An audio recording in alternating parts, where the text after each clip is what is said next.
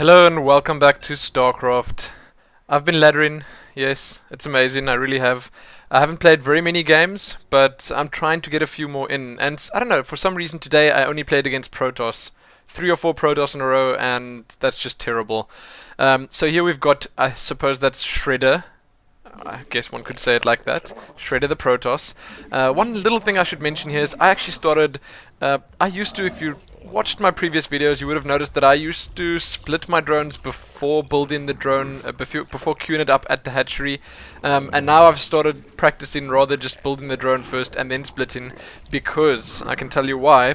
Because if you hold your mouse exactly in the middle of the screen when your loading screen is up, then when your game starts, you should have your mouse directly over your command center, nexus, or hatchery. And it just makes that much more sense to just do that immediately. There's no fiddling about, you can just get it done immediately, like it's instantly there. So if you're new to my casts or any StarCraft stuff that I do, you'll realize that I scout pretty early. I like knowing what my opponent is doing.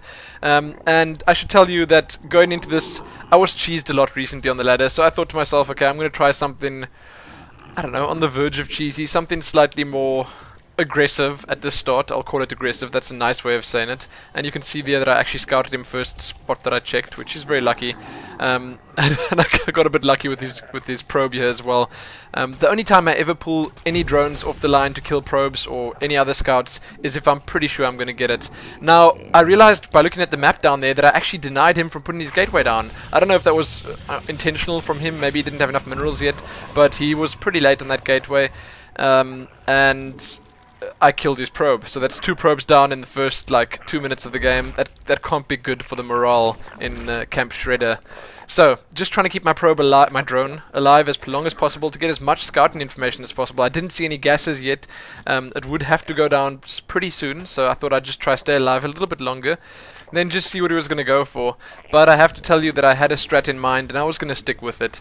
You might have noticed that my spawning pool and extractor placement, or not placement at least, but getting them down was a bit sloppy. I don't think I did a good job there.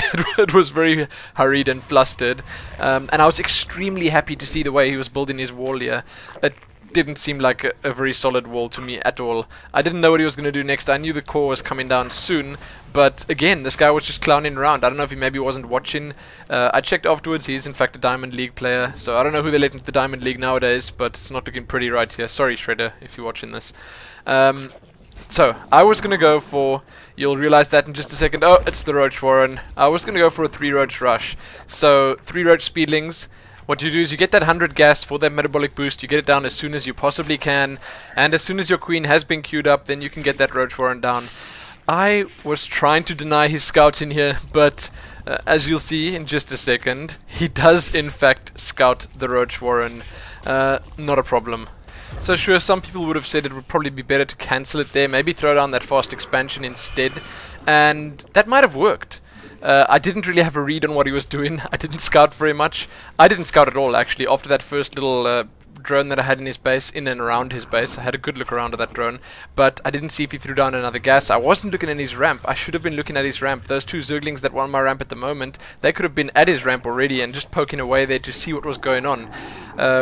I don't know if he sort of knew exactly what was coming when he saw that Roach Warren. I assume he did, but, well, I did when I was playing, assume that he did, but I stuck with it. Now again, as I said, it might not have been the best idea, but hey, I wanted to do something like this because people were doing stuff like this to me all day. Various strategies that were just pretty damn annoying. Now, everything was going pretty well for me. I left 1 drone on the gas just in case. Now, this is not the kind of strat you want to fail. If it does usually fail, then you're not going to do too well. And I think I was pushing it incredibly close here. I think if I had attacked even 5 to 10 seconds later, I probably wouldn't have made this. I pushed up the ramp. He had a Zealot blocking his ramp here. I should have... One thing I didn't do immediately was I should have moved my roaches around the bottom because I had a bit of sight up there. I could see that sentry and they would have been able to attack from there. But I saw he only had energy for 1 force field. I moved up. I took the sentry down immediately. I saw the Robo Bay, obviously, and that was a problem. That's not good. He had 3 pylons powering it. I wasn't going to depower it soon, so I was just hoping it was an Observer coming out there. And lo and behold, it was in fact not an Observer coming out there.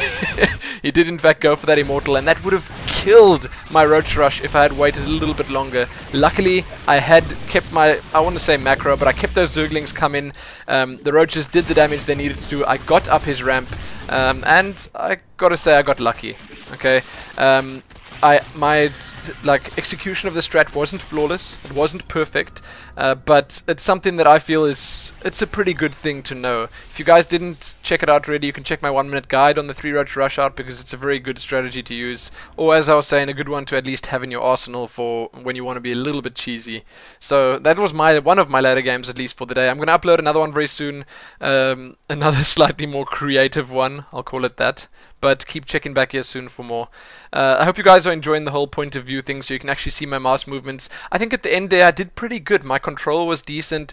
I was keeping my macro up. I was happy with that game overall. It's nice to be able to win games as quickly as this. It doesn't always happen. Often with Zerg you're stuck with these long macro games, which are sometimes pretty fun, but they can be really tiring. So you can let me know what you guys do when you want to finish a game quickly. That's always interesting to hear. And if you've got any suggestions for cheesy strats I should do with Zerg, let me know. So thanks for watching once again, and check back here soon for more.